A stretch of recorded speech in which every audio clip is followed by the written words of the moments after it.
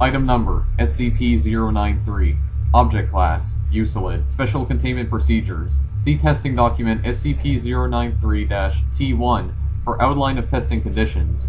SCP-093 must remain on a mirror at all times and under video surveillance. Admittance into the area of SCP-093's containment must be authorized only with proper video recording and subject retrieval procedures in place. Any attempt to use SCP-093 outside of an approved test will be dealt with severely, up to and including termination. Description: SCP-093 is a primarily red disc carved from a stone composite resembling cinnabar, with circular engravings and unknown symbols carved at a 0.5 cm depth around the entire object. Deeper cuts are present on SCP-093 with a depth of 1 to 1.5 cm. SCP-093 is 7.62 cm in diameter and fits comfortably into most palms without abrasion. SCP-093 will change hue when held by a living individual. The colors taken by SCP-093 are still being researched to establish a link. Current belief holds that the changes depend upon regrets carried by the holder. If SCP-093 is removed from a mirror and not held by a person, it will seek out the nearest mirror-like surface. SCP-093 has been observed to travel in the largest possible circle while rolling, building up phenomenal speed. The mechanism of this acceleration is currently unknown. If an obstacle is between SCP-093 and the nearest mirror-like surface, it will use this momentum to punch through the obstacle and continue on its course at this speed. It will only stop when a mirror-like surface is contacted. Despite tremendous impact velocities, no damage will be dealt to SCP-093 or the mirror. Additional notes: no records exist to clarify the nature of SCP-093's discovery or presence in the Foundation. See SCP-093 original documentation. Since no records exist explaining SCP-093's method of containment, a test procedure was initiated to establish why mirrors must be used to contain it. The results of SCP-093-T1 led to the discovery of living beings holding SCP-093 being able to move through mirrors and the series of tests in SCP-093-T2 to ascertain the destination reached through this travel. SCP-093 Original Documentation. Item Number, SCP-093. Object Class, Uselid. Special Containment Procedures. Item SCP-093 is to be kept on a silver-lined mirror on a 1 foot by 9 inch pedestal at least 4 feet off the ground floor in Containment Cell Block blank. Object is not to be contained in areas exceeding 12 by 10 feet, nor placed on mahogany, pine, cherry, or aluminum pedestals above or below level 1 of Containment Cell Block blank. Object can be handled safely, albeit gently, without consequences. Tests and consequences thereof involving containment conditions can be viewed in Section B35-1 of the attached report. Description: object was found on the shore of the Red Sea on January 30th, 1968, emitting a low sigh and a dim blue gleam. Its color has since turned into an orange mix of red, only emitting a hum of varying volume whilst in the presence of female examiners of ages between 34 and 41. SCP-093 resembled the documented blue for 54 minutes and 34 seconds at 1:23 a.m. on April 26, 1986, coincidentally when the body of 194-9834 was discovered in Research Facility blank. Ties between 194-9834 and SCP-093 remain inconclusive, and effects of prolonged exposure to 093 remain unknown, except for infrequent reports of periods of calmness, and in the case of 242-0049, as periodic waves of depression, loss of balance, and thoughts of suicide. These feelings have reportedly not exceeded 11 days in duration. Objects seem to react to the presence of 242-0056 by turning light violet for no more than 2 minutes and 9 seconds, as documented on March 12, 1993. Effects of this reaction remain unknown. Additional notes: origins of 093 remain unknown, and documents of recovery of 093 have since been destroyed in a fire in Research Facility blank on December 9, 1989. Reports on the feelings of researchers who handled 093 have remained inconsequential since April 19, 1995. SCP-093-T1 Containment Test. Testing of SCP-093 against conditions set forth for existing containment procedures to assess viability of continuing such containment, beginning with changing the type of mirror used as a position of rest. Mirrored surface, brass frame, and retail-grade mirror. SCP-093 rests without activity when placed on the mirror. This test alone removes the need for costly silver or wooden containment systems. Standard grade table. SCP-093 turns upright and begins to roll across the table surface in one direction, making a U-turn and rolling to the other, completing an oval shape and repeating this action until a mirror is brought into the vicinity of it, at which time SCP-093 rolls toward the mirror and lays flatways against it, sliding toward the center. It is noted that despite the grainy feel of SCP-093, it does not mark the mirror in any fashion while moving across it. 2 mirrors at either end of a standard grade table. SCP-093 gravitates toward the closer mirror regardless of orientation and makes no distinction between different types of mirrors, favoring a factor of distance above all else and choosing the mirror to move to. A mirror held by a person and moved around.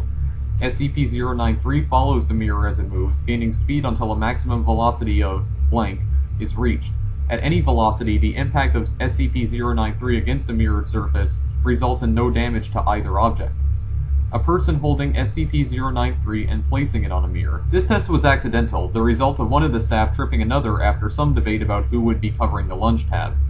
As a result of the behavior of the researchers, it was discovered that a person holding SCP-093 and placing it against a mirror will, in fact, move into the mirror. Addendum. Containment testing discontinued after establishing that SCP-093 requires only a mirror to rest inert. Testing on human interaction with mirrors while holding SCP-093 authorized by Dr. Blank. SCP-093-T2 Mirror Test. Testing Protocols.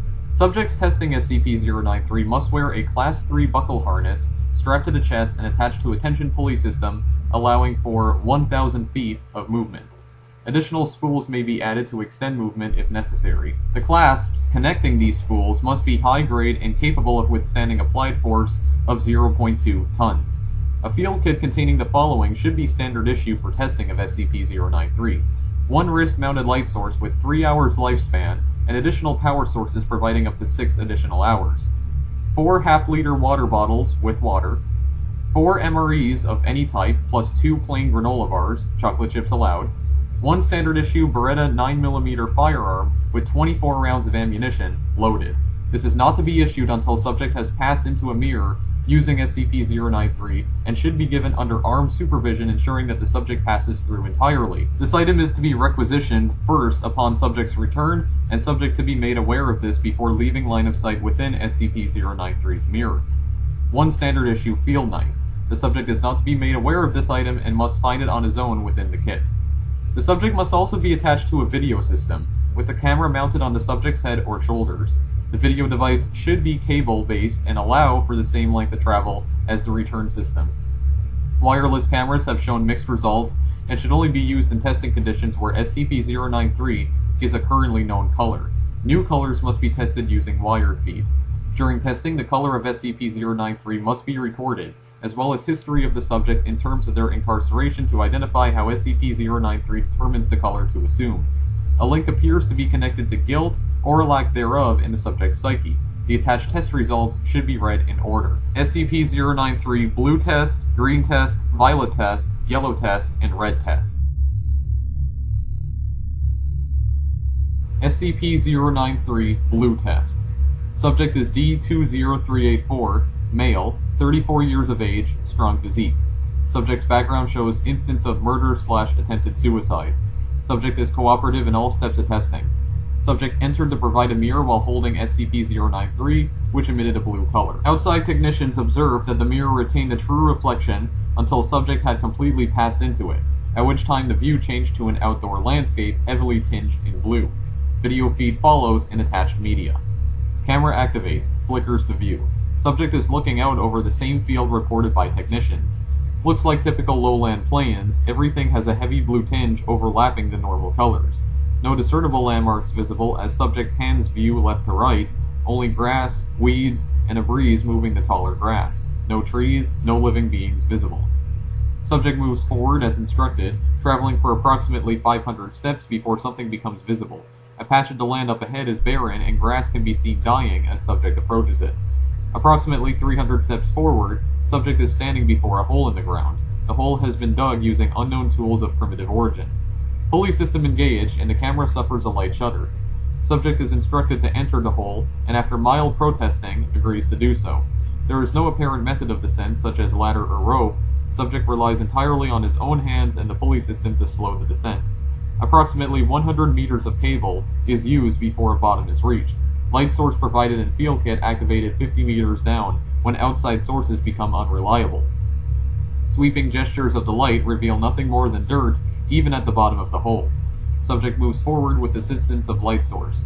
Asked about the blue tinge, subject expresses confusion and says there is no such tinge from his perspective and never was. Light is visible down the passage and 150 meters of cable has been used. Out of the camera's eye, sound is reported of the firearm being prepared. When questioned about these actions, subject states justified precaution and moves forward. The tunnel turns from bare dirt to a concrete enclosure. Subject complains of a stench. The light source is revealed to be ceiling light fixtures, a series of which with less than a quarter broken, while the others function. A series of 6 doors, 3 to a side, span before the camera view with a 7th door visible at the end of the corridor that has been blocked by what looks like generic metal shelving debris.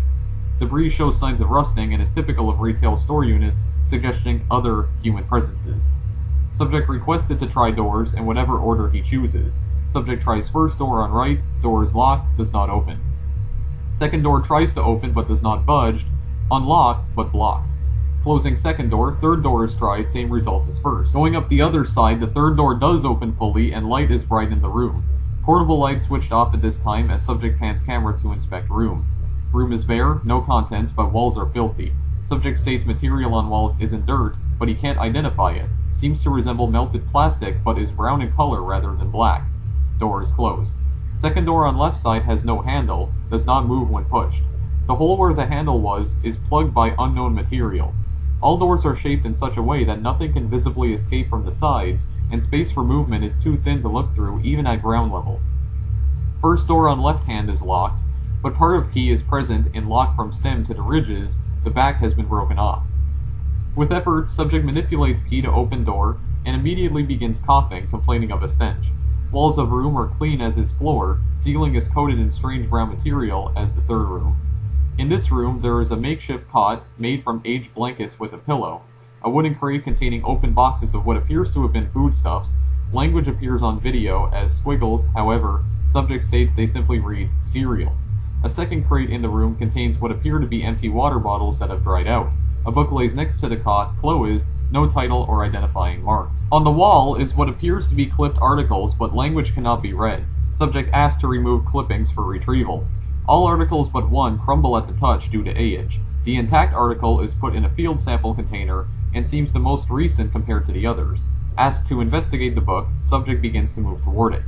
Audio on the tape goes strange, and a high-pitched screeching noise like grinding metal dominates all communication for 3.5 seconds. Subject has not touched a book still, and when the noise stops, subject asks Control to repeat request. Control made no request during that time, as headsets were removed. Subject advised to leave room and notes that the door has begun closing slowly on its own, and if left alone, will close. Subject advised to leave door alone and to investigate door on right. Careful review of the following 10 seconds of tape shows that as the camera pans, a figure is visible at the end of the tunnel where the 7th door is.